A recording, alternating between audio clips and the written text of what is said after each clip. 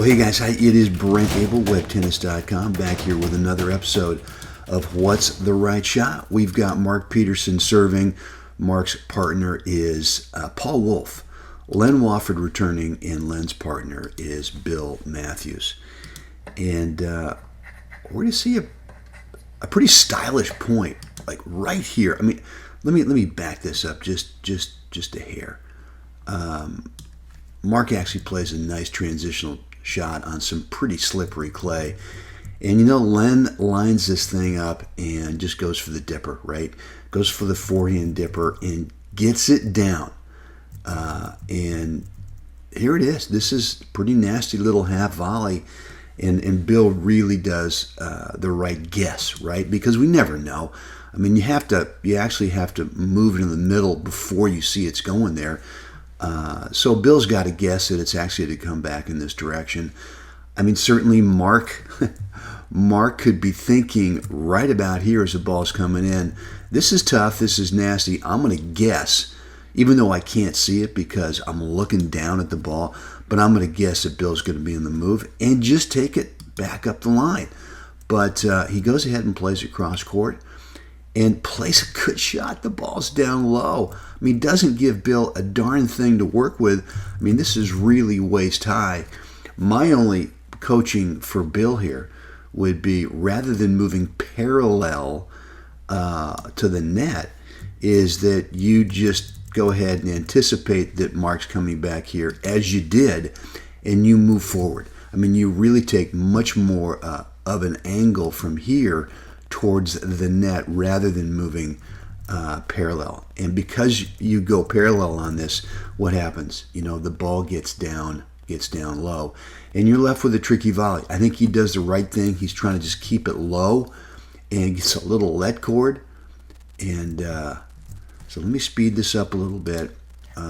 Mark plays a very tough shot that Len does a great job just to get to it and put it back. And, force these guys, specifically Mark, to play one more shot. So I'm going to pause the video right here, okay? I'm going to ask you, if you're Mark Peterson, what shot are you going to play? What do you think is the right shot? Think about that. I'm going to be back in just about 15 or 20 seconds.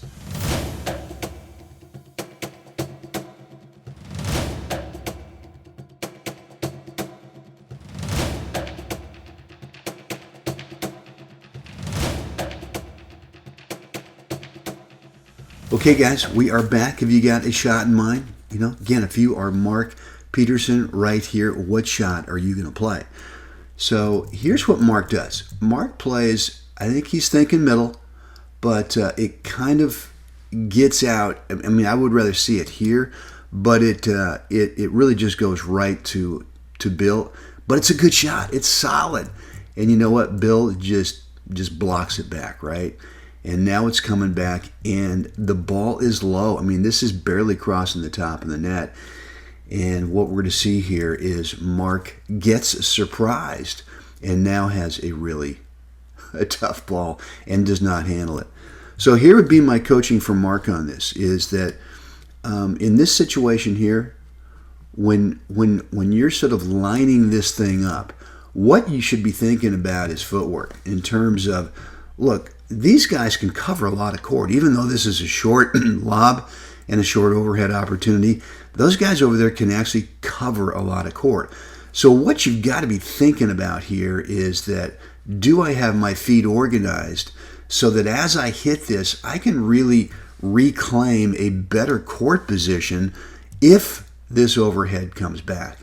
And Mark unloads and gets a little bit back in the middle, but really not enough. So again, my coaching for him and my coaching for you in this situation is that you get your feet organized in such a way that your body weight's not static here at contact, where it's not moving anywhere, but in fact that you might back up just a hair more, so as you play this, it's almost like you get to play an approach shot and sort of reclaim this part of the court with your court positioning if it comes back. And then thing number two is, right now when you see that Bill's got it, you've got to get your fanny down. You got to get down low and be able to, number one, if it does come back as it does and it's down low, it doesn't surprise you. But you got to get these knees ready just in case Bill maybe flicks a lob over here, that you can go ahead and go get it. So again, I think Mark's a little bit standing up too tall, and he's a tall guy anyway. Can't really see the ball's about to cross the net, gets surprised, and it gets dumped into the net. So guys, would love to hear your feedback on this point. Right below in the comment section, let me know. And as always, come on now, you got to get out there today and make it another spectacular day.